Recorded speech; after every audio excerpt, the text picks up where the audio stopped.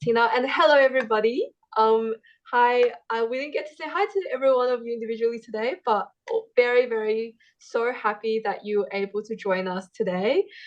As always, this is actually our last Wednesday wisdom session, so it's like our last party together before we go into the Christmas and the New Year's celebration. And as always, as we're heading to the session today, just invite you to take a moment to come back to this moment. Drop what is on your mind and in your body, if you can, the tensions that we hold throughout the day when we wake up. We don't really get to pay attention to ourselves because we're constantly distracted by this and that, this urgent thing or that urgent thing coming up. So just this moment is for you to come back and pay attention to how you are, how you're feeling, how your body is, how your mind is. And that with that awareness, I invite us to come into the session today with David Marks. And before I start, I would just like to show my respect, acknowledge the traditional custodians of the land on which this meeting takes place. I would like to respectfully acknowledge the Dharma people, who are the traditional custodians of the land on which we stand. And today we have David Marks talking to us about Dharma in daily life, cultivating compassion in challenging times. This is actually David's first Zoom session, so thank you so much for having your first Zoom session with us, and I hope it's a pleasant experience. Yeah. And compassion in challenging times, we do go through challenging times day to day, and in those moments it's often the hardest to bring up compassion for ourselves or the people that's involved in situations. So how do we actually bring up and cultivate compassion in our daily life? So a bit about David before we start. David has traveled extensively around Southeast Asia and the Indian subcontinent since 1978, developing an interest in Eastern religion and meditation along the way. Yeah, so in 1981, he was ordained as a monk in the Tibetan tradition. He then studied at Nalanda Monastery in France for several years, before once again traveling east as a teacher of the Buddhist philosophy and meditation at Kopan Monastery, Tushita Meditation Center and Root Institute for Wisdom Culture. In 1996, he was resident teacher at Vajrayana Institute in Sydney, and in 2007 completed a 3-year appointment as director of Tuban Shedrup Lane Monastery in central Victoria. So after 30 years as a monk, David returned to lay life in 2012. He remains committed to an intensive daily practice of meditation and continues to teach each year in India and Nepal. So this will be an interactive session as always. David will start with a bit of a short meditation and talk, and then Tina will jump in to facilitate a bit of a conversation. So if you have any questions throughout the session online, please feel free to drop the questions in the chat. And then in person, just let me know, and or we can unmute and you can ask the questions as well. So we're very, very relaxed. So without further ado, we'll hand over to you, David. Okay, so let's just begin with a few minutes of silent sitting. I'm sure most of you, if not all of you, have done a little bit of meditation before, so I'm not going to talk too much about meditation. We'll just start with sitting quietly, perhaps closing the eyes, resting one's hands in the lap, and just allowing the mind to become still. Nothing more complicated than that. No need to focus on breath or anything like that. Just be still, relax, let go, and find the quiet space within oneself. And just rest there for a few minutes.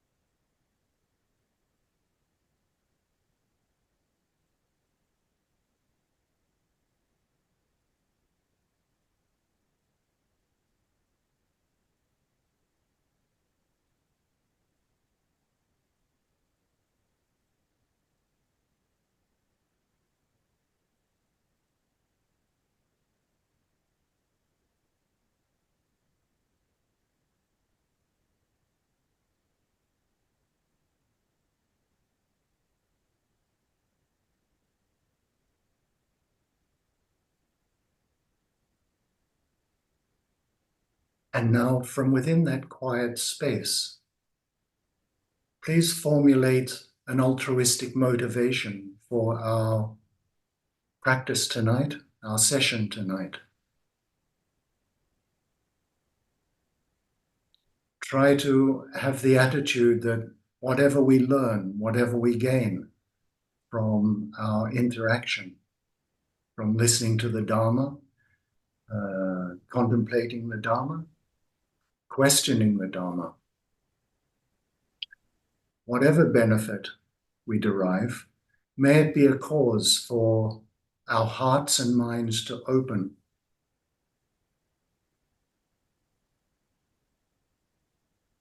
for wisdom to flourish,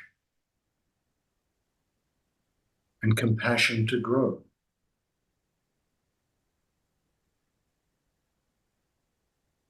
And as these two qualities develop within us,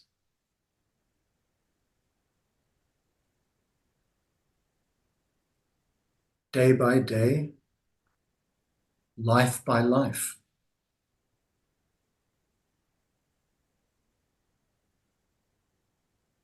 may we traverse the path, achieve the state of full omniscience, and become a Buddha. And as an enlightened being, may we become a source of happiness and joy to each and every living being.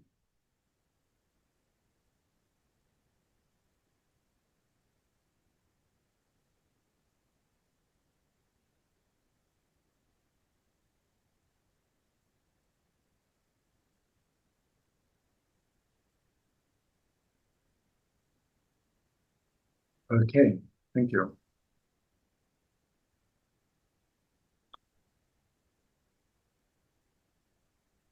Now, I thought to begin at the title of the talk, isn't it?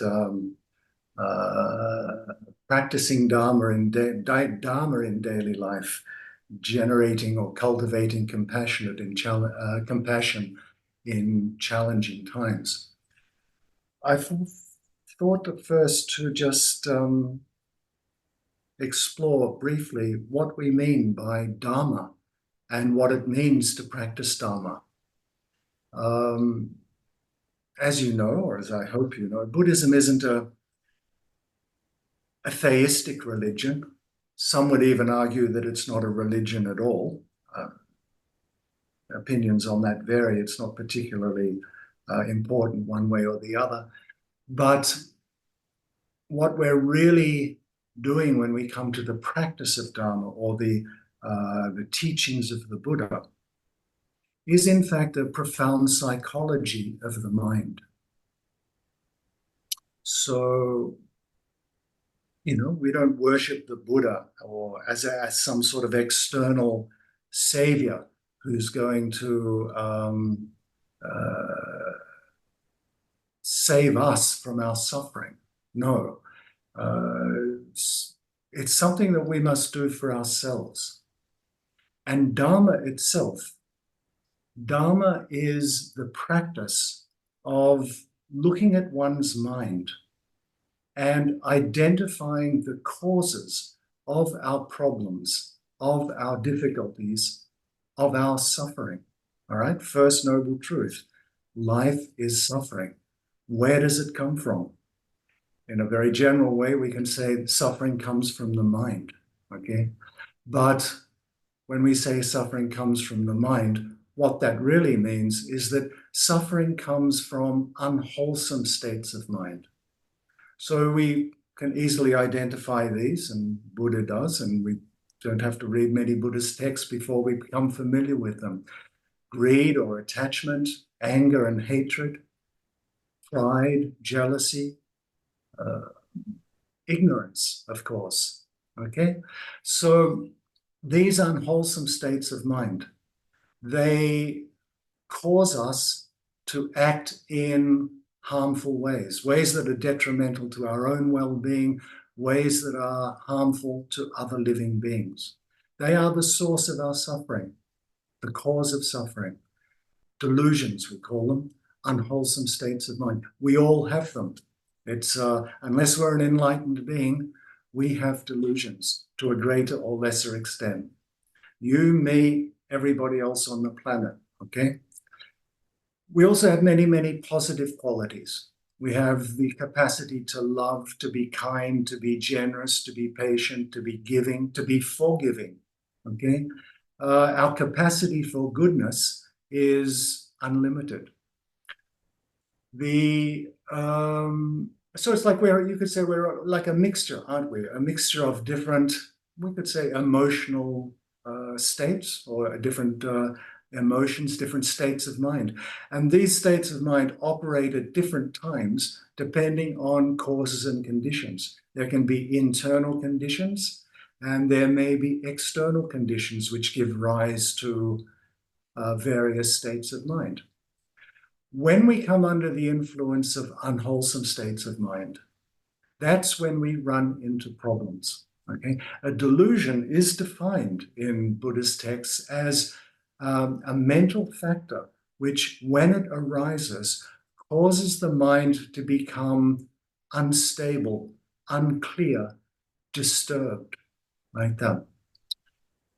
If our mind is disturbed, our behavior, our actions of body, speech, and mind aren't pure, aren't wholesome, have the potential to bring harm, disharmony, like that. If our mind is disturbed and unsettled, then it's going to manifest in disturbing and unsettling actions, isn't it? So that's our primary problem. Now, that's our principal problem, delusions in our mind stream. Dharma and Dharma practice is identifying those delusions in our mind stream, not in the mind stream of others. Very easy to see the faults in others and criticize them for it or belittle them for them. But the real Dharma practice is to hold the mirror of meditation up to our own mind and have a look very closely at what's going on. What sort of factors are operating in our life in this moment?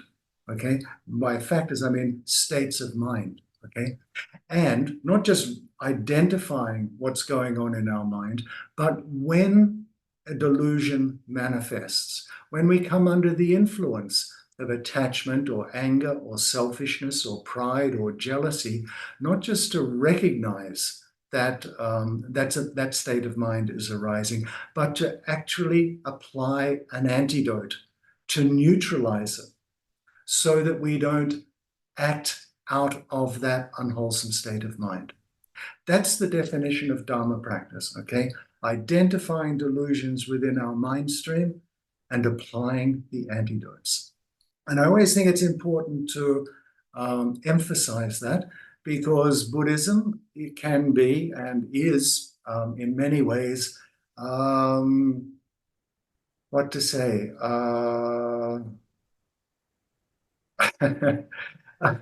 Buddhism, I don't want to say the word theatrical, but it's like we've got temples and we've got statues and we've got images. I've got the image of Manjushri, the Bodhisattva of wisdom, behind me, and I've got the statue of the Buddha himself.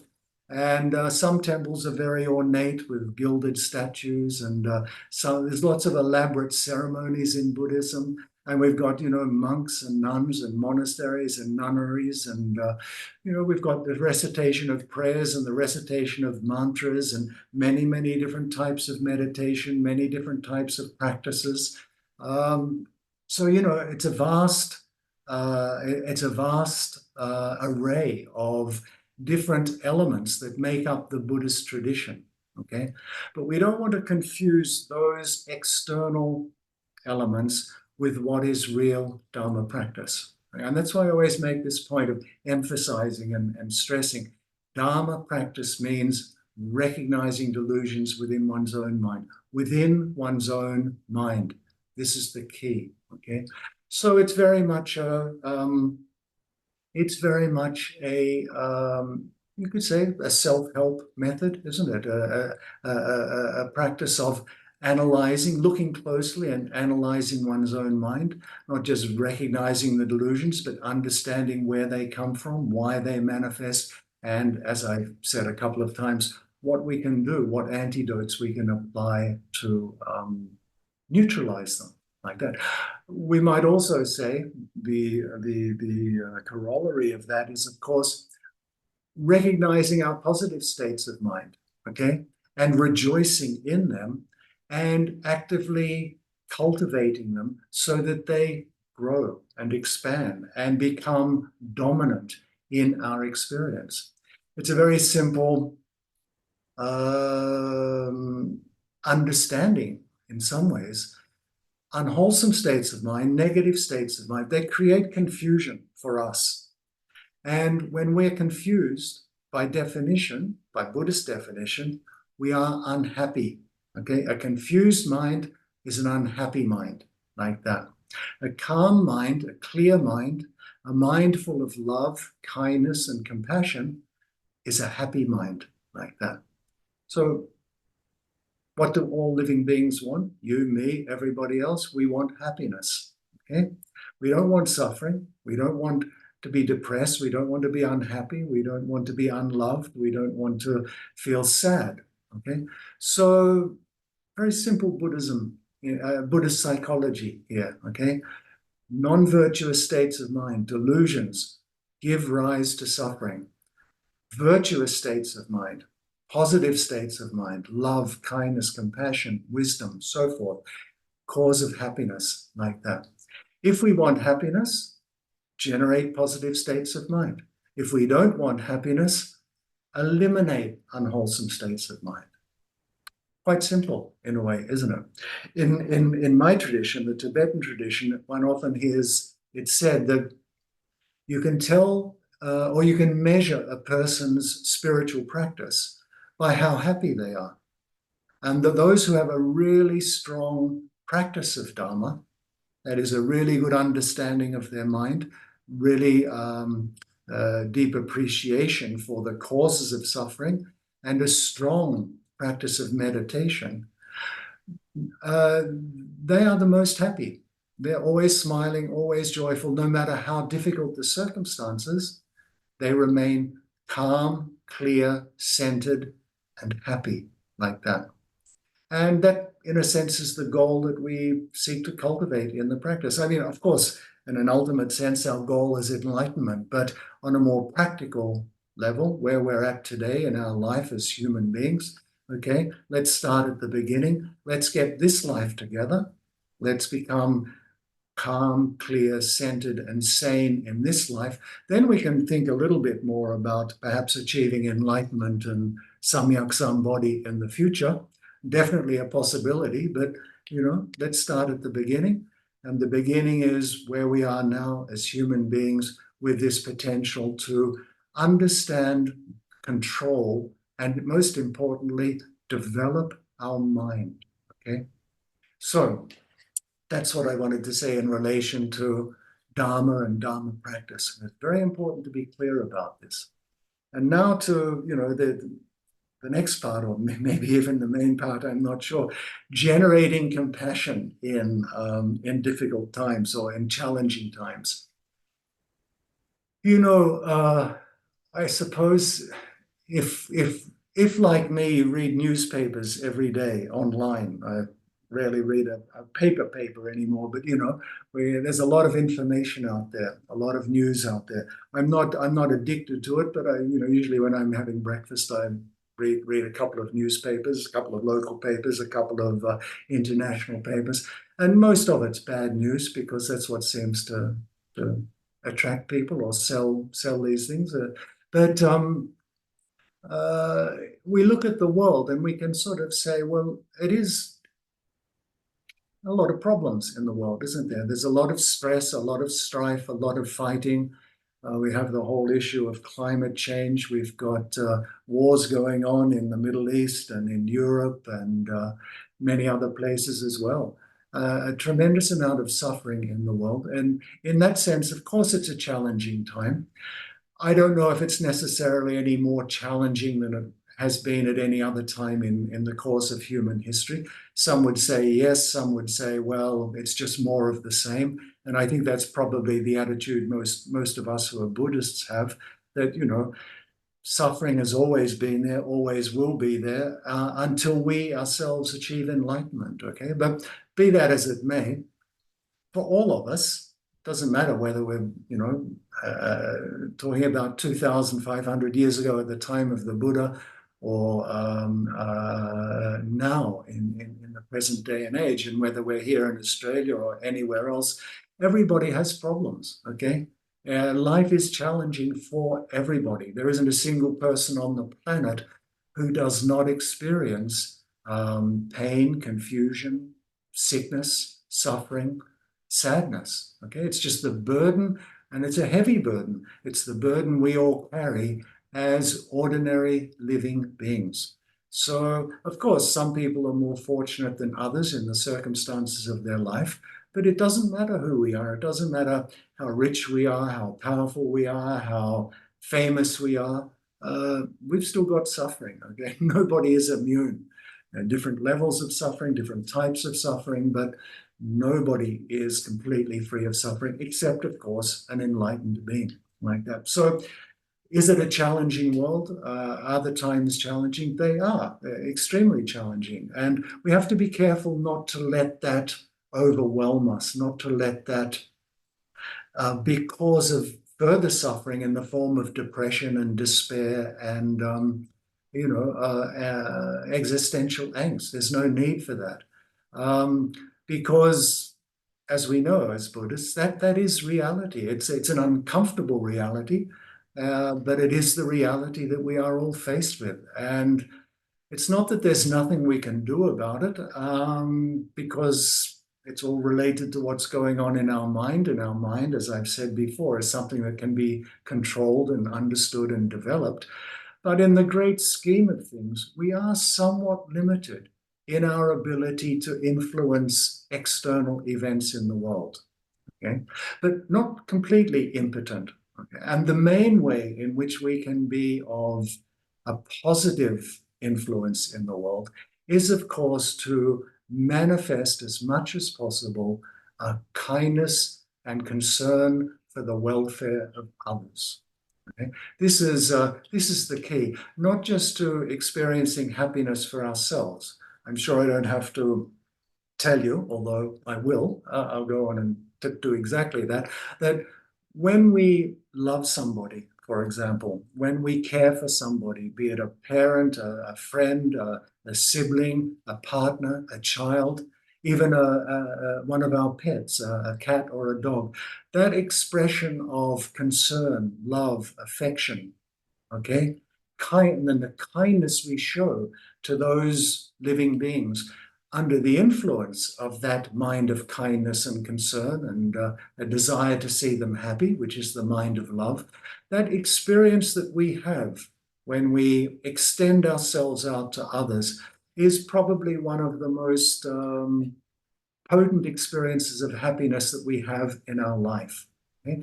That's why we are also infatuated, I think, with the idea of being in love. Okay, it's like loving somebody, loving another person, loving our pet dog, our cat. Okay, and it's a beautiful experience. It's a beautiful feeling. It brings happiness to us, to our mind. Okay, but of course, when we are acting out of the mind of kindness and affection and love and concern for the welfare of others, our actions are extremely beneficial, right? We're always looking for ways to help people, which is the key. So it's like there's this there's a dual benefit to manifesting and developing kindness and love and affection for others.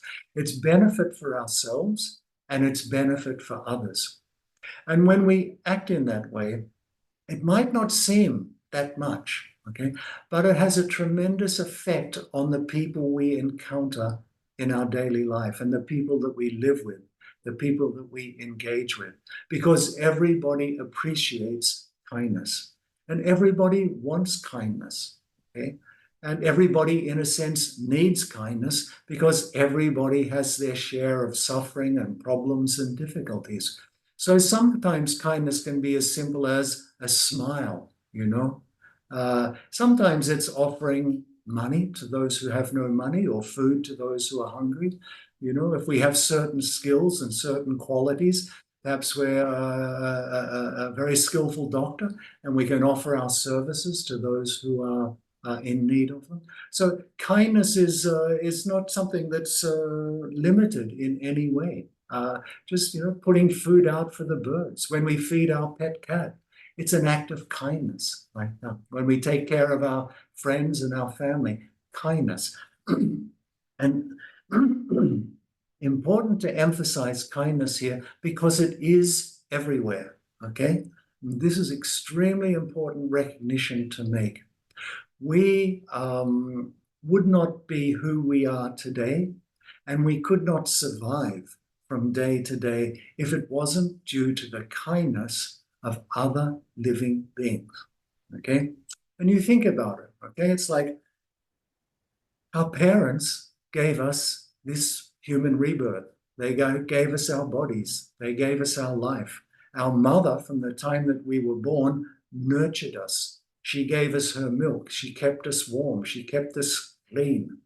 She clothed us. She fed us. Okay? Our parents provided us with a place to live, shelter from the elements, a safe, warm place to be, to grow, to develop.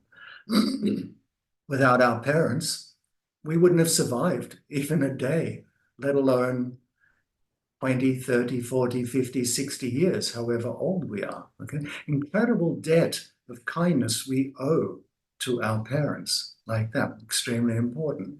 But not just our parents, and not just our immediate family, however supportive and nurturing they may have been. Extremely important, to be sure. And we must always be mindful of it, no doubt. But look a little bit further, you know, how is it that we can read and write due to the kindness of our teachers, okay? Without our teachers, we would never have received an education. Without an education, we would never have been able to achieve our goals, whatever they may be. We would never have certainly not been able to get a job or earn a livelihood and support ourselves like that. So even in a very mundane way, the kindness of others is responsible for every happiness that we have. You know, even, you know, again, coming back to even being able to tie our shoelaces, okay? Somebody taught us how to do that, okay? We take for granted too much, but in fact, we are indebted to everybody. The fact that we are able to have this Dharma discussion tonight, okay? Think of Sophia and Tina and the other people at Meta and who have set up this program and have invited myself and you as participants to engage, okay? So even something like this in Dharma interaction is taking place due to the kindness of others. The food that we eat, okay? It doesn't just magically appear in the refrigerator or on the kitchen table. Somebody grows the food. Somebody harvests the food. You know, who works hard to pick the fruit, the apples that we like to eat at breakfast or, you know, whenever we choose to eat them, okay? People work hard in order for us to have the daily necessities of life. Okay, so whether we're talking about food, whether we're talking about medicine, again, when we get sick, who do we go to? We go to the doctor, we go to the nurse, we go to the pharmacist. If it wasn't for the kindness of those people doing what it is they've been trained to do, again, we wouldn't survive. We wouldn't survive very long and we wouldn't be very healthy like that. So our teachers, you know, our parents, our friends, our family, our teachers, the people who are doing ordinary jobs, okay? We have electricity because there are people working in the power station to keep the generators turning, okay? Without them doing their job, we wouldn't have electricity. It's really hot and humid down here in Melbourne. Wouldn't be possible to turn on the air conditioning if we're lucky enough to have one like that. It was garbage collection today, just earlier, actually. So if the people who collect garbage don't do their job, how long does it take before society breaks down, becomes uninhabitable? We can't even go outside because there's bags of garbage all over the place. It's sort of interesting to think like this. And we need to think like this when we're talking about cultivating compassion, because the basis of compassion is this recognition that all living beings have been kind to us and are continuously kind to us one way or the other. Okay, our very existence, as I said earlier, our very existence in this life and our ability to live from day to day, 100% dependent upon the kindness of others. Okay? We might look at people just doing their job and it's a big deal. What does it matter? But the taxi driver who takes us to the airport so we can catch a plane to go on a holiday or go and visit our family if they live overseas. Okay? That's an act of kindness. If there are no taxi drivers, if they refuse to take us, we miss our plane. If there are no pilots to fly the plane, if there are no cabin crew to look after us, to serve us a food, to serve a drink, okay? Kindness everywhere, even though we don't necessarily recognize it. And this is one of the great failings. I don't mean to say of our society, it's our personal responsibility to change this, but to recognize that everybody is kind to us in countless different ways. Okay. Now, when we understand that all living beings have been incredibly kind to us, we can then harken back to what I said a little bit earlier about all living beings carrying a burden of suffering and pain and sorrow like that. Because the two, we have to sort of use the Dharma teachings, the insights that the Buddha has given us in order to cultivate this mind of compassion. So we know, no time to go into it in detail now, it's a very short talk, but we know from our earlier studies and for any readings that we do, that we've done in the past, that life is pervaded by suffering. I mentioned it before. So all of these people who've been kind to us, our mother and our father and our siblings and our teachers and the taxi drivers and the doctors and the nurses and all of the people growing the food and preparing the food, all of these people who have been incredibly kind to us, they have their problems, they have their suffering, they have their difficulties in life, okay? And when we contemplate our own difficulties and our own pain and our own suffering and understand that just like that, all other living beings also experience pain and suffering and sadness, okay? It allows us to empathize with them. It's like, we're not so different, okay? In fact, on one level, we are all the same, depending on the way we choose to look at things. We are all the same, whether we're an airline pilot, a doctor, or a garbage collector, or a taxi driver, whether we're a human being, or whether we're a dog, or whether we're a cat. We're all the same, okay?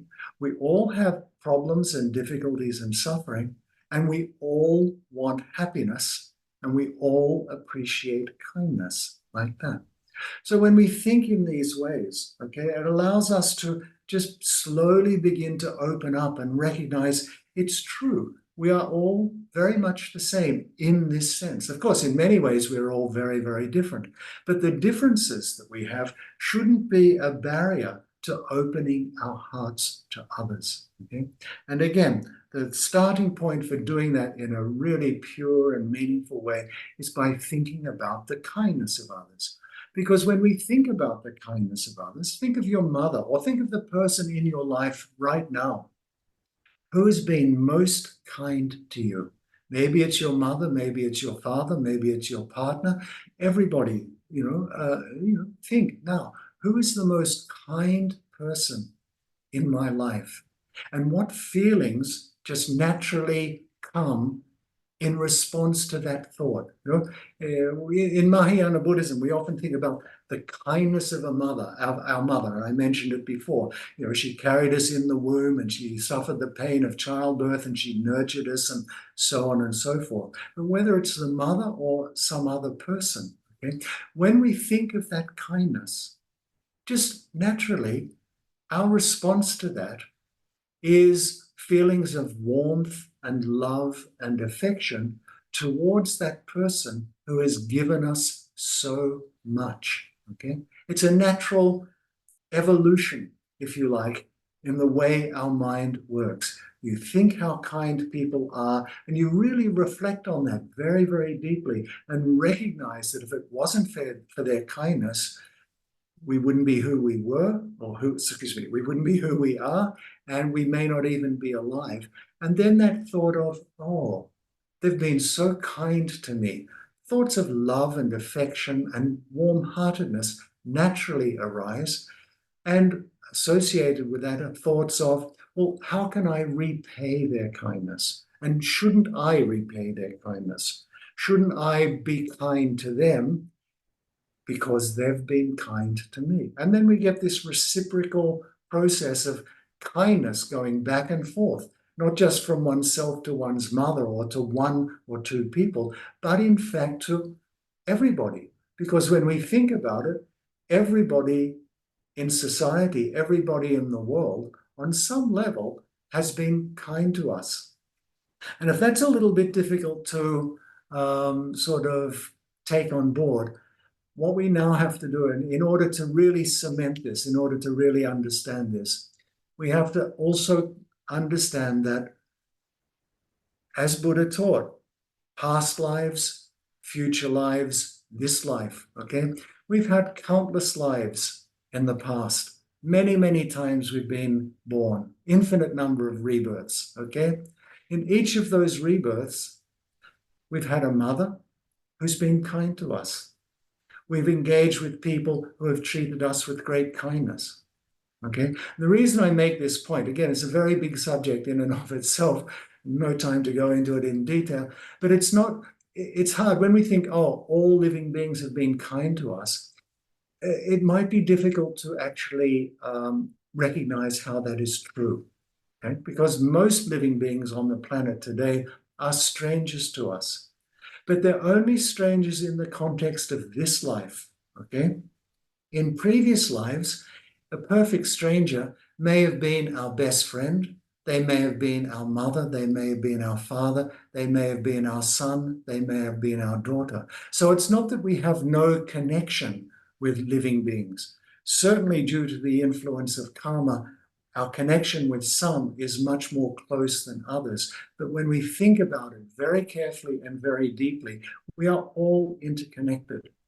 I mentioned before about the people working in the power station, and this sort of illustrates what I'm saying now, who, because of their hard work and their kindness, as it were, we have electricity to run the air conditioner, to run the lights, to power our computers and so on and so forth, to function in the world. Well, in a way, they're complete strangers to us, even in this life, but that doesn't mean they're not kind. So we should, and even if we never actually meet those people, we can at least generate thoughts of kindness towards them, like that. So there's this leveling out and this appreciation that all sentient beings have been kind to us, either in the past or in the present, like that. So one really needs a very, very big mind to be able to take this on board. Otherwise, we narrow it down and we say, oh, they didn't help me. They're just doing their job. Why should I be kind to them? No, we have to extend our thought processes out a little bit beyond that and open our mind. And in that process, of course, open our hearts as well. So that attitude of, wanting other living beings to be happy when we recognize their kindness, that's the definition of love. Okay? So in a sense, we want to love all sentient beings. Doesn't mean we want to go out and give everybody a hug and a kiss and marry every sentient being that we meet, embrace everybody, bring everybody into proximity, physical proximity, not like that. What it means is we want all living beings to be happy, okay? At least that's the attitude we aim to cultivate. I'm not saying it's easy to do this. I'm not saying we all necessarily have it all of the time. What do we do when people harm us? That's a whole other lecture, a whole other series of lectures. How do we deal with difficult people? How do we deal with people who harm us? That's a subject all about karma and thought transformation. But the attitude we are seeking to develop, thought of may all sentient beings have happiness, like that. That's what we call universal love. And if we meditate deeply, if our mind is calm and clear, and if we're thinking in the correct way, our heart will just naturally open and embrace all living beings with that mind of kindness and affection and love.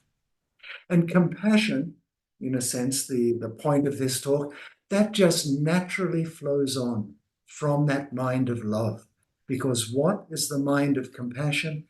It's the mind that wants other living beings to be free of suffering, like that.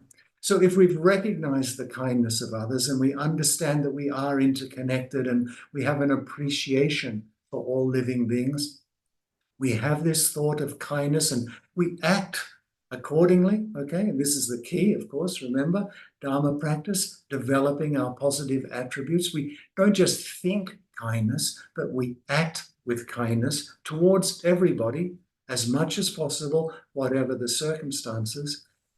The more we do this, the more our heart will open, the more the mind of love, wanting living beings to be happy, will just naturally start to arise, okay?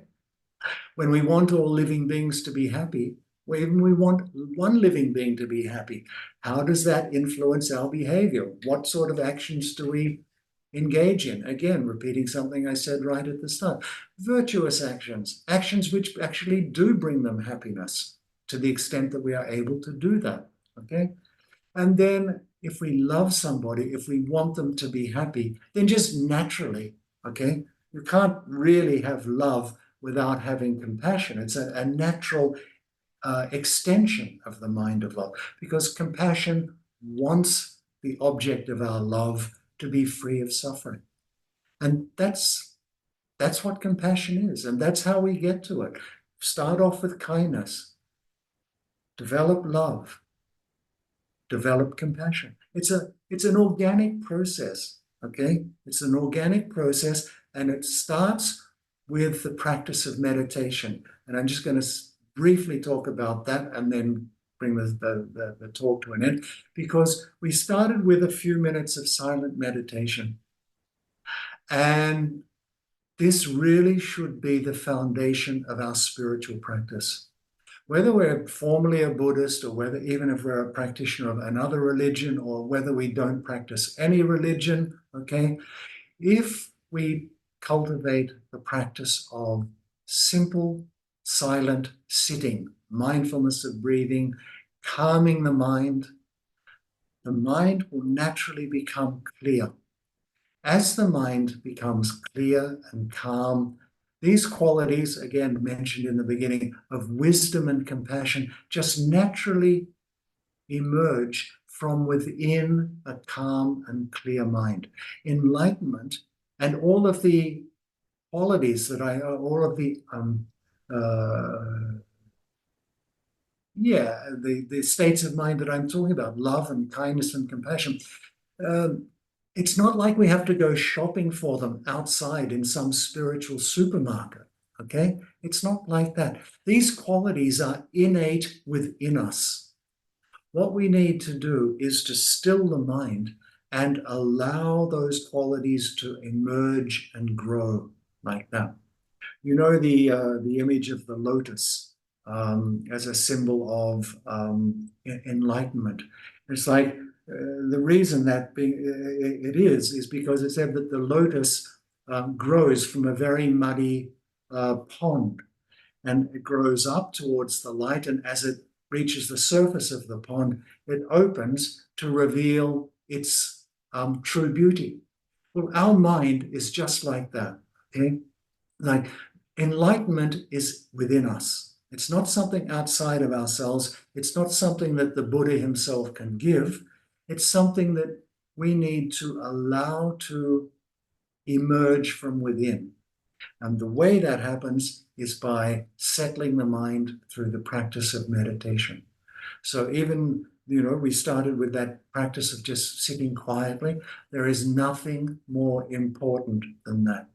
Okay, whether we're talking in terms of our ultimate spiritual development or whether we're talking in terms of basic, clarity and sanity and stability and centeredness in our day-to-day life, just learning to sit. If we do that, if we keep the mind calm, if we keep the mind clear, everything else, love, kindness, compassion, wisdom, enlightenment itself, just unfolds naturally and organically. Okay? Of course, with reference to the teachings of the Buddha, some of which I've tried to convey to you tonight, and I think that's more than enough for me. As usual, I've spoken for much longer than I intended, but not too much longer. But now we still have some time for some dialogue, some question and answer, and thank you for your time. And let's see what happens now. Thank I'll you so much, pass it to, David. who am I passing it on to? Tina or Sophia, one or the other, or perhaps both? It Tina? will probably be me, and Soph can also jump in if there's any questions from any audience members in person. Okay. I just want to say thank you, David, for such a clear talk on this topic, and very deep and meaningful and very practical as well. So thank you. We do have some questions that have come through the chat. And again, for those who want to join in the conversation, feel free to post your question into the chat, your comments, and I'll facilitate that. For those who are there in person, you can just let Sophia know and she will send the questions over to me. So David, you ready? Yes, sure. Excellent. So the first comment and question is this. Thank you, David, for the talk. At the beginning of the talk, the setting of an altruistic intention was very powerful. Can you please share some of the altruistic intentions we could lean into in our practice? Also, I realize that not much of our intentions can be altruistic. Our ego is too strong often. How can we purify our intention over time? That's an incredible question, and very relevant, very pertinent. The biggest obstacle to truly and completely opening our hearts to others, that is having, true universal compassion, like the Buddha, okay? The biggest obstacle is what we call a self-cherishing mind, or if more simply, selfishness, as the question says. Our ego gets in the way, okay? And so how do we develop a pure intention when all of us are driven by our egos? Well, I think one thing is relax, take it easy, okay? It takes many, many, many, many lifetimes to become a Buddha.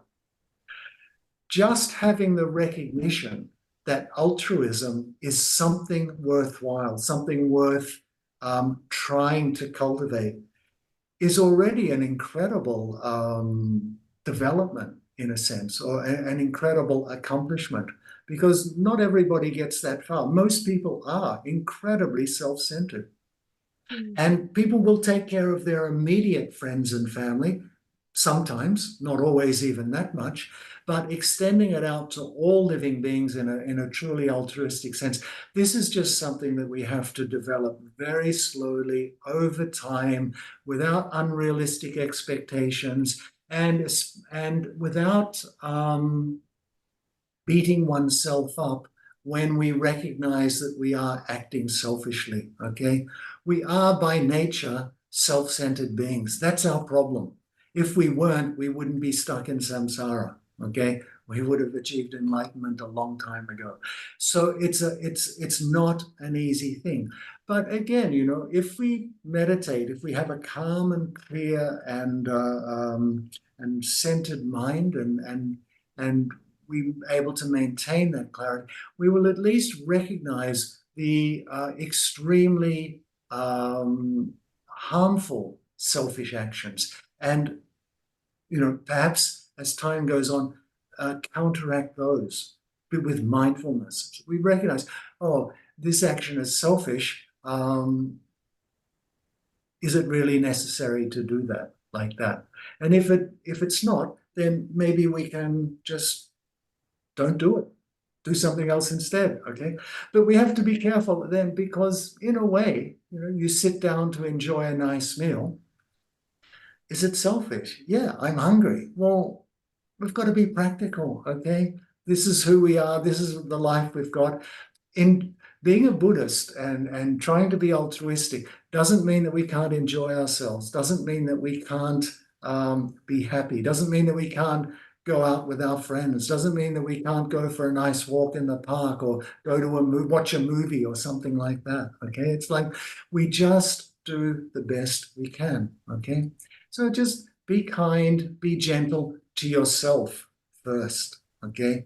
Be kind and gentle to yourself. Don't try to be perfect. This is the mistake most of us make, whether we're Buddhist or non-Buddhist. Trying to be perfect in an imperfect world, you're just setting yourself up for disappointment.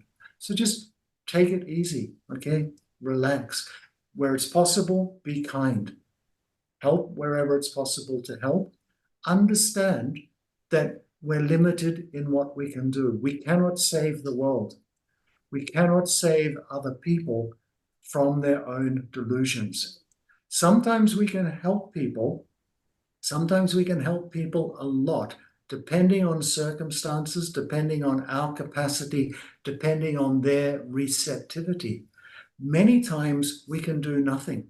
It's one of the great sorrows, in a way, of trying to be a compassionate person, having to sit back and look at suffering and realizing I can't do anything to help because I'm not qualified, or I'm not able to, or they don't want my help anyway, or what can I do? It's like, you think of the war in Ukraine, or the war in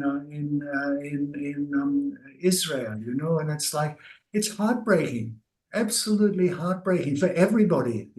It's very difficult. We have to be careful not to choose sides if we're going to be Buddhists. We may need to maintain our equanimity. What's going on? It's terrible for the Israelis. It's terrible for the Palestinians. It's horrible for the Russians. It's horrible for the Ukrainians. It's like there are no winners. There are only victims, and there's only suffering. What can I personally do about it? Not a lot, to be honest. But I can, perhaps in my meditation, send out thoughts of love and kindness. Maybe make a prayer for peace in the world. It's not much in terms of the violence that's being inflicted on people in different parts of the world.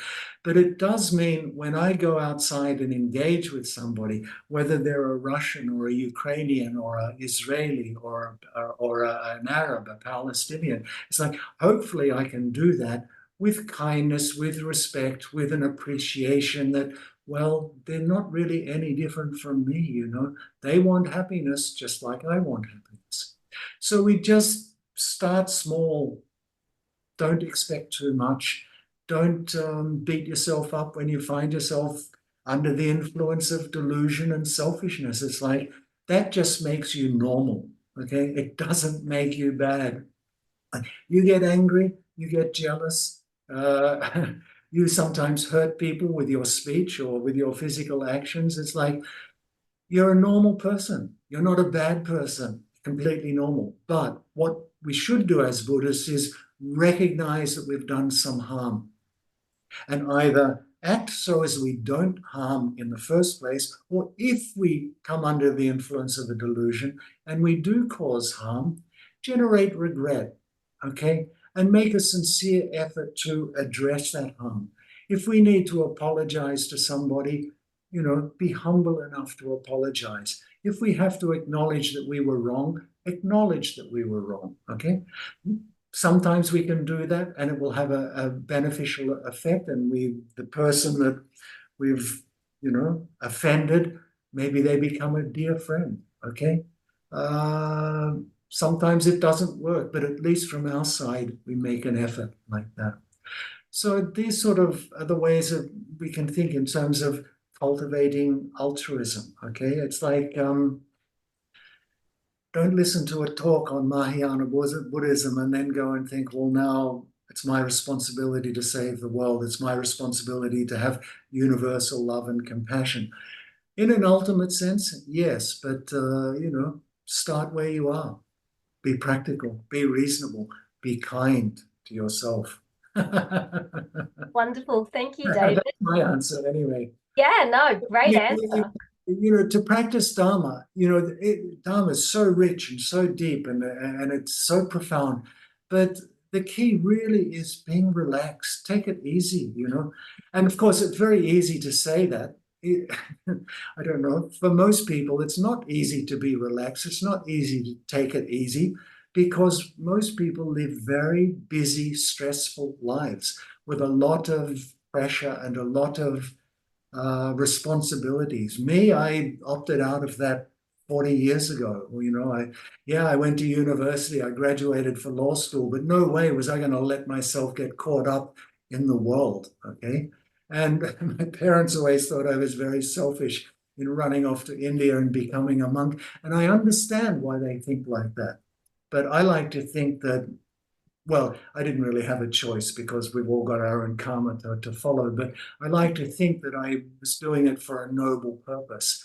And I understand when I speak subjectively, very personally, my life is very blessed and very easy. I mean, in some ways, being a monk, it's quite a stress-free life, and even though I'm not a monk anymore, still circumstances have played out that I'm lucky. I don't have a wife. I don't have a family. I don't have a mortgage. I don't have the normal stresses and difficulties that most people have.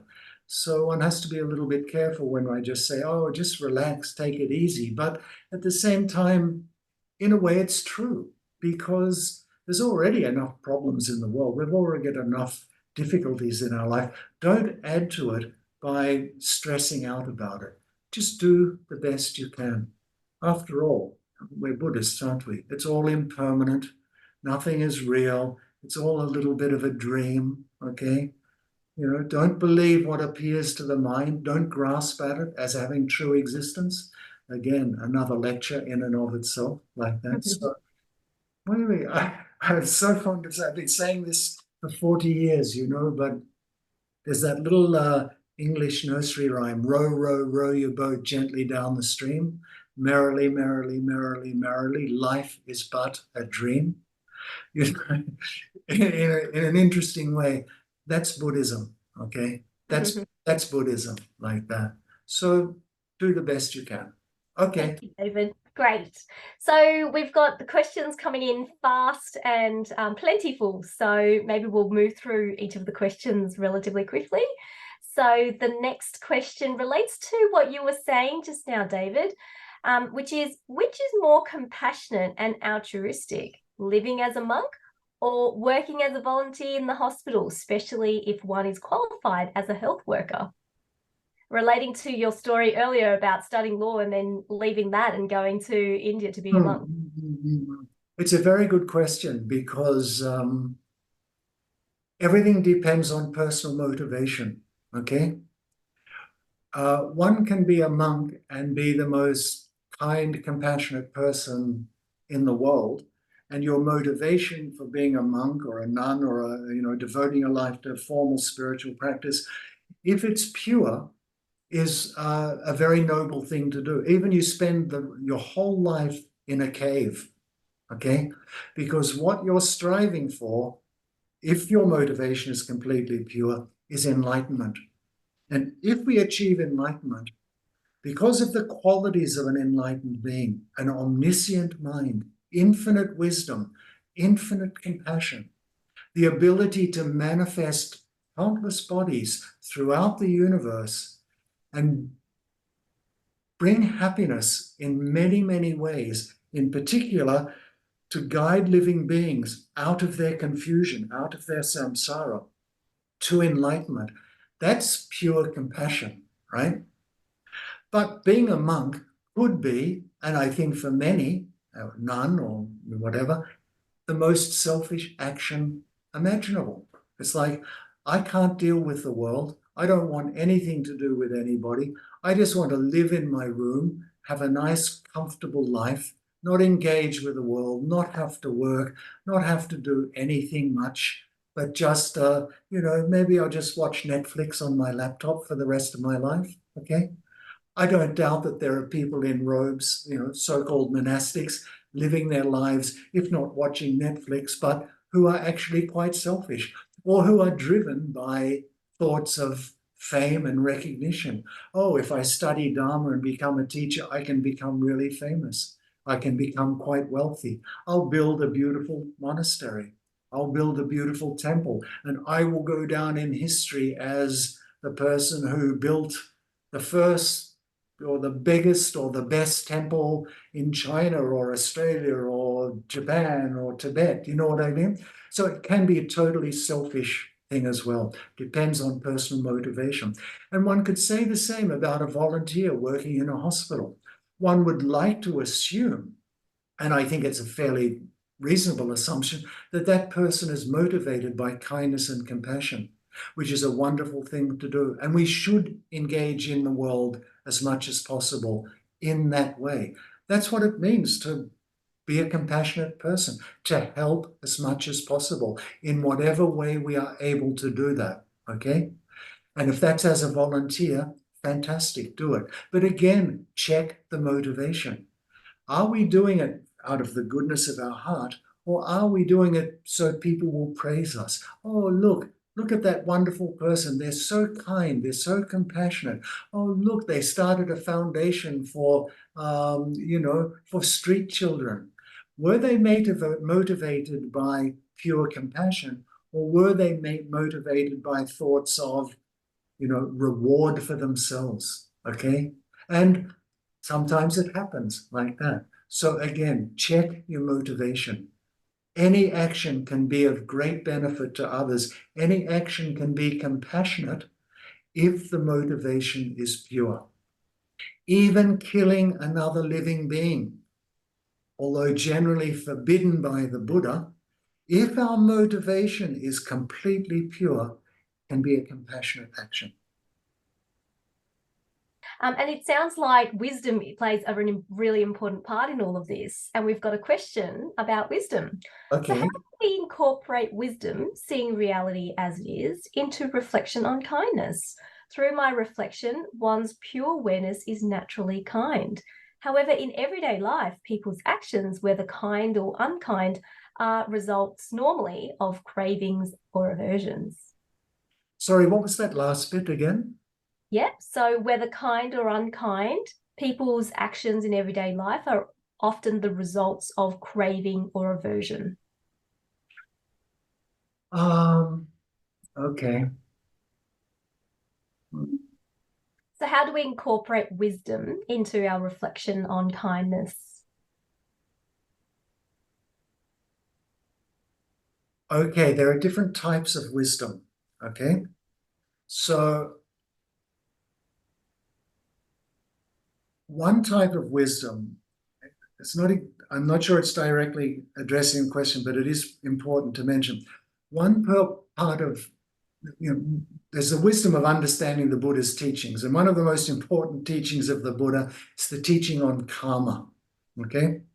So when we're talking about ordinary life and the day-to-day events and ordinary people, we have to understand that they're under the influence of delusion, as in the question and as I spoke about in my talk. They're also under the influence of karma as well, okay? So these two together, karma and delusion, is what drives people, and it's what causes people to experience whatever it is that they're experiencing, okay? So when we reflect on karma, we understand that sometimes people are in the situation that they are in because of things that they've done in the past. So it's like they have a responsibility, no matter what suffering that they are undergoing, somewhere in the past, they created the cause for that suffering, okay? So why I say that's an aspect of wisdom, because sometimes when we look at the suffering of the world, it's easy to get overwhelmed. It's like, why are those beings suffering in that way? Well, the Buddhist answer is because of karma. And in this sense, there's no such thing as an innocent victim, because every experience of suffering has a cause. And who creates the karma? Who creates the cause of suffering? We do. Okay? So we can't blame another person for our suffering, just as we can't expect another person to bring us happiness like that. So in that sense, understanding karma is extremely important in terms of developing a relationship with the world and the people of the world and the events of the world. Understanding it's a process over which almost no one has any real control. What we need to do is to step back from that and then use our wisdom, which understands that, to remain somewhat equanimous so that we don't get emotionally caught up in the suffering of others, which is almost the opposite of what ordinary people expect. And which is why, as a practicing Buddhist, one can often be accused of being cold and uncaring, even though inside it's like your heart is breaking when you see the suffering of the world. But reacting emotionally towards the suffering of others is not the solution. Because if we allow ourselves to come under the influence of emotions, we lose our clarity. And we lose the ability to relate to that situation of suffering or relate to that person in the most effective way. So instead of one person being in a state of distress and extreme suffering, we allow ourselves to get emotionally caught up in their pain and their suffering, and we can't help them as well as we might otherwise might if we remain a little bit detached and a little bit more cool, calm, and collected. Okay? Being cool, calm, and collected doesn't mean we are not compassionate. Although people will usually accuse us of not caring because we're not freaking out. Oh, it's so bad. We're not demonstrating in the street. We're not trying to burn down the Israeli embassy because, they're inflicting so much suffering on Palestinians like that. It's like, no, we've got to step back and be wise and be considerate and be clear and open-minded about it. On another level, ultimate wisdom, life is like a dream, there is no truly existing phenomena. Well, that just allows us to step back even further and understand, hey, it's just the play of karma. It's just a dream. Row, row, row your boat. Let it go. Don't get caught up in it. Like watching a movie, okay? You watch a movie, and if you allow yourself, you get caught up in the movie, and the movie produces anger, causes us to generate anger and attachment and sadness.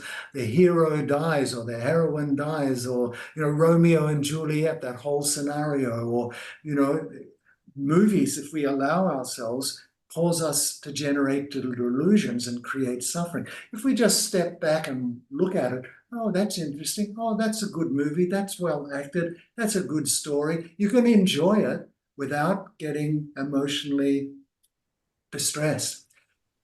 Wisdom, understanding the true nature of reality. It's just a dream. There's nothing ultimately out there that you can find. Okay, it doesn't negate in any way the reality that we experience as living beings. Yes, life is like a dream, but it's our dream. And for us, it's real. Okay, for a Buddha, it's not real, but for us, it's real. But the more we're able to recognize its dream-like quality, the more we can just detach, but not in an unfeeling, uncold way. Okay. The really interesting thing. sorry to segue off into this, but it's really important. The really interesting thing about non-attachment, which again arises just naturally as we meditate more and more, but the incredibly interesting thing about non-attachment, if we're meditating properly, it actually allows the heart to open more. And instead of being attached to just one or two people in our lives, with non-attachment, our mind is open to everybody and our heart is open to everybody as well. So wisdom and compassion, they go together. I'm sure you've heard this before. It's like a bird needs two wings to fly. In order to fly out of the samsaric mess that we are in order to fly to the goal of Buddhahood, we need two wings, wisdom and compassion, like that. Great. I love that. And I love the non-attachment, that practice allows the heart to open more. Really and important. and would you say that with non-attachment, some other result that people may be surprised to experience is that with that practice of non-attachment, it actually makes people feel more intimate with life, because we're no longer stuck in our heads, we're no longer stuck with this self-cherishing mind all the time, but rather that wears itself out, that drops, and that allows us to be even more intimate with life as it presents itself and with the people around us. Precisely. And that feeds back to, again, the initial meditation that we do, just allowing the mind to become calm and clear. Okay, it's not just wisdom, and that mind of non-attachment also starts over time. Doesn't happen after 5 minutes, may not even happen after 5 weeks or 5 months, maybe after 5 years of consistent effort of meditation, the mind slowing down, becoming calm, peaceful, clear. It's like as we go deeper into ourself and withdraw more and more from the world, that wholesome non-attachment, as you're describing, just naturally begins to manifest, as does the compassion which flows from that and the wisdom which naturally emerges. Yes. Very good. Excellent. Thank you. Earlier you were talking about not being perfect and you spoke about regret. So the question is, what's the difference between regret and guilt? Oh, very important question. Guilt is when we sort of think of ourselves as being a very bad person. Oh, I did this, and it's like, oh, I'm so bad, I'm so bad because I did this action, that, and one feels it's a very sort of negative attitude directed towards oneself. I'm so bad, like that. Regret is just, oh, I made a mistake. I regret the mistake. I wish I hadn't done that action. I am genuinely sorry for having done that action, but I'm an ordinary sentient being. I'm a samsaric being. Sorry, I have attachment. I have anger. I have hatred. I have pride. I have jealousy. I have ignorance. I'm normal. Of course, I'm going to do things which harm others. I've got self-cherishing mind, okay? I'm going to minimize them, but because I'm not yet a Buddha, there will be times when undoubtedly I cause distress to other living beings. Sometimes deliberately, hopefully not, but as our practice deepens, less and less so. Depends on how much control we've got over our mind. If we don't have strong control over our mind, we can get into a fight with the person we love the most, okay? And destroy our friendship, abuse that person with our words or even physically. We see it all the time, okay? What once was love becomes hatred if we're not careful, okay? Sometimes we harm people inadvertently, a throwaway comment. We make a joke, but the person misinterprets it, or they don't think it's funny at all, and we cause them harm. So again, we have to be reasonable and balanced and objective. It's like, oh, I made a mistake. Well, what are you going to do? Are you going to kill yourself because you made a mistake? You're going to spend the rest of your life feeling guilty? Oh, I'm so bad. No, it's like, I made a mistake. I'm sorry. Okay. Regret is a very healthy state of mind. Guilt is a very negative state of mind. There is a huge difference between the two. Okay. Again, we have to be a little bit careful. As Buddhists, we don't do a negative action and then think, oh, well, I don't care. I'm just an ordinary sentient being. It doesn't matter. It does matter. We've harmed somebody. Okay. And that person, that living being has experienced some sort of suffering because of us. Okay. We should feel strong regret, no doubt. And we should try to repair the damage that we've done, even if we can only do that through the power of prayer, okay? And send, again, as we did earlier, send love and kindness to that person. I'm so sorry. We need to be humble. We need to be, responsible for our actions. But it's like, let it go, okay? Generate regret, maybe purify, do some purification so that karma is negated. Do whatever we need to do to make it right, if we can make it right, and then let go and move on. So, okay, I've done many bad actions in the past. Between now and enlightenment, I'm going to do many more. But, day by day, less and less. Eventually, none at all, like that. It's almost Again, like, oh, sorry. be kind to yourself. Yeah. It's almost like with regret, there is a sense of acknowledging what's happened in the past, but also having a mindset looking into the future about how one can improve themselves. So using that experience as a lesson, something to learn from and grow from, rather than for guilt, which is looking at the past and just being stuck there and not growing from it. Beautifully put. Yeah, beautifully put. Yeah, perfect. Great. Last question to end the session off. The question is this: I'm not very familiar with the Tibetan tradition, so I was wondering, what is the Buddha that we aspire to become? How do they help others? Oh, it's a huge question. Okay. 5 minutes left. The Buddha that we aspire to become is exactly the same as the Buddha who sat under the Bodhi tree 2,500 years ago, achieved enlightenment, went to Sarnath and taught the Four Noble Truths. This is something unique in the Mahayana traditions, okay? And what differentiates us from the Theravadan traditions and the Pali traditions, okay? Samyak Sambodhi, what the Buddha achieved himself, is achievable by each and every living being under the right circumstances, because it said we all have Buddha nature, okay? And that nature, that Buddha nature, is what we seek to cultivate.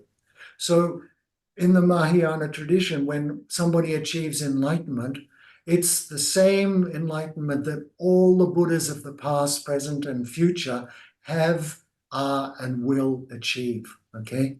So this is something quite different from the Pali traditions, okay? So, Buddha is Buddha. Infinite wisdom, infinite compassion, and we do speak about the 10 powers of a Buddha. I'm not going to enunciate them all because I can't remember them all, but basically, as an enlightened being, we are fully empowered to guide other living beings out of samsara, this endless cycle of death and rebirth and confusion and suffering, okay, that we've been trapped in since beginningless time, okay? That's said to be the ultimate act of compassion, okay? Giving food to the hungry, very good. Giving money to the poor, very good. Healing the sick, excellent, okay? Volunteering in a hospital, fantastic. Helping in every way, in ordinary ways, in every way possible, we must do these things. But the ultimate gift, the ultimate help, encouraging, teaching, and guiding people to perfect happiness, which is the state of enlightenment, because perfect happiness is what we all want, okay? So the only person, or the only being, I shouldn't say person, but the only being who can fully guide other living beings to enlightenment is an enlightened being, okay? So first, we have to become a Buddha. When we're a Buddha, we can teach properly how other living beings how to become a Buddha. And we have the power to do so. We have clairvoyance. We can read minds. We can manifest bodies in the world. We can choose when and where to be born. We can choose our parents. We can choose the circumstances of our birth. We can see past lives. We can see future lives. We can see karma. We know exactly what people need to do in order to purify their karma, in order to move along the path, in order to develop wisdom and compassion, in order to achieve enlightenment, and which is the ultimate happiness. Okay, but we can only do that once we're enlightened ourselves. Okay? So altruism extends to the goal of enlightenment. May I become an enlightened being. Why? Not so I'm free of suffering for myself, not so I enjoy ultimate happiness, even though they are the byproducts of achieving enlightenment. Why do I want to become a Buddha? So I can benefit living beings in the most effective way. And what's the most effective way? Guiding them out of their samsara, out of their confusion, out of their ignorance, like that. Me, I'm speaking about me, not a Buddha, right? An ordinary being like myself. I've got greed, hatred, ignorance, delusion. I know a little bit about Dharma. I can give occasionally a nice little Dharma talk, okay? But I lack the qualities of a Buddha. I can encourage people to practice Dharma, and hopefully my activities as a teacher, such as they are, do that. And hopefully my behavior as a person, nothing special, but I don't go out of my way to harm people. I do try to be kind. Maybe that does bring a beneficial effect to people and, in a way, to the wider world, okay? Because if everybody was kind, if everybody treated everybody with kindness, there would be no war, there would be no fighting, there would be no domestic abuse, okay? There would be no child exploitation, okay? But still, it's a limited type of benefit, okay? Because no matter how good this life is, we're going to die, we're going to be reborn. We have to experience suffering again and again and again and again and again until our mind is completely purified. No more delusions, no more greed, hatred, ignorance, okay? The only person who can fully do that, an enlightened being, okay? So I can offer limited help. A Buddha can offer unlimited help, like that.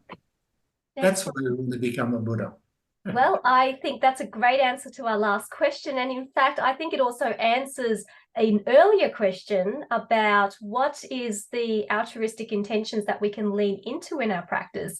And perhaps the highest and most important altruistic intention is what you've just explained, which is, may I become an enlightened being to benefit all living beings in the most effective way. Certainly in Mahayana Buddhism, that's what's posited, to actually, they say, just to generate that thought of achieving enlightenment, even for 1 second, assuming it's pure, has incredible benefit for our spiritual development now and in the future as well. Yeah. Wonderful. Thank you so much, David. It's an appropriate place to finish. And I think maybe we could just end with a little dedication prayer. Is that okay? Perfect. That would be amazing. As we've been speaking so much about love and kindness and compassion, and hopefully we all have a recognition that they are indeed extremely important attitudes to cultivate for our benefit. And we're a sentient being, so we have to, we're entitled to happiness too. So beneficial for ourselves and beneficial for the world. Let's just think about that, the potential that we have to bring benefit to others, and the importance of love and kindness and compassion. And with that attitude, send out beams of love and light from our heart into the world with a genuine thought and a genuine prayer that where there is suffering and where there is fighting and where there is hatred and anger and deprivation and homelessness and hardship, may all of these come to an end. May, through the love and kindness in one's own heart, May all of these sufferings come to an end. May there be happiness in the world. May there be peace in the world. May there be happiness in the minds of living beings. And may there be peace in the minds of living beings. And may all sentient beings have happiness and the causes of happiness. May all sentient beings be free of suffering and the causes of suffering. May all sentient beings abide in equanimity, not holding some close and others distant. And may all beings quickly experience the bliss and perfect happiness of liberation and enlightenment.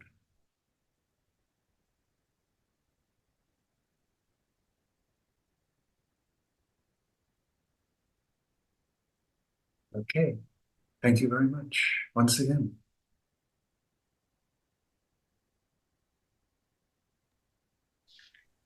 Thank you so much, David. I see Tina has jumped off the screen. Thank you so much, Tina, as well, for facilitating such a wonderful discussion. And yeah, big thank you to you, David, for this wonderful talk.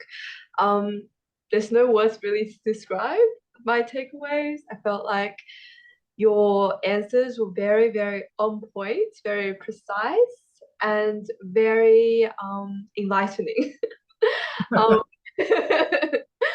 um, yeah, I personally felt like when you were talking about enlightenment, it just makes all of our suffering insubstantial, you know, in the face of benefiting all beings. The suffering we experience as individuals are insubstantial in comparison. And thank you for being able to convey that. And I hope everyone also probably will have some takeaways for yourselves. And I hope that you can also remember that for the week to come, or many weeks to come, and continue practice to be a kind person and feel the kindness from all around us.